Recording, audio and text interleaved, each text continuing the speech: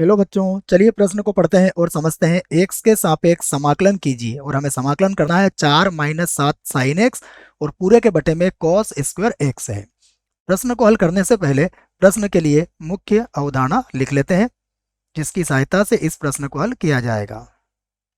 मुख्य अवधारणा में हम प्रश्न से संबंधित समाकलन ज्ञात करने के कुछ सूत्रों को लिखेंगे, जिसमें पहला सूत्र मैं लिखूंगा आपके लिए कि समाकलन sec square X D X, इसका जो समाकलन होता है वह होता है 10x प्लस सी। दूसरा देखिए, एक और सूत्र है जो आपको याद रखना है, 10x गुणा सेक एक्स, इसका जो समाकलन होता है वह होता है सेक एक्स प्लस सी। तो यह दो सूत्र हैं जिन्हें आपको याद रखना है ना। इस एक्स को मैं एक बार और लिख देता हूं यदि समझ में नहीं आ रहा है तो, और फिर इसको हम समाकलन करते हैं जो प्रश्न में दिया गया है। आइए इसे हम आई के बराबर मान लेते हैं। तो माना आई बराबर 4 - 7 साइन एक्स और पूरे के बटे में है कॉस स्क्वायर एक्स और ये हो जाएगा डी एक्स। अब हम इसे अलग अलग कर देंगे। तो आई बराबर ये होगा 4 बटा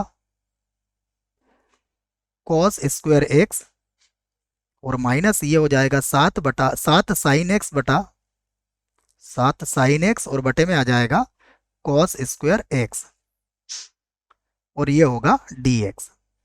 फिर से लिखेंगे आई बराबर, तो यहाँ पर देखिए ये जो कॉस स्क्वायर है ये ऊपर जाके क्या बन जाएगा, सेक स्क्वायर एक्स बन जाएगा, क्योंकि कॉस का व्युत्क्रम होता है सेक। तो 4 तो अचर है, इसे तो हम अलग कर देते हैं और यह बन जाएगा सेक स्क्वायर एक्स और डी एक्स। फिर माइनस 7 को हम अलग कर देंगे। यहाँ समझिएगा, साइन बटा कॉस होता है 10, तो ये लिख दिया हमने 10x और उसके बाद जैसा भी मैंने आपसे कहा कि कॉस का व्युत्क्रम क्या होता है, सेक होता है, तो ये हो जाएगा सेक एक्स और यहाँ बन जाएगा डी एक्स।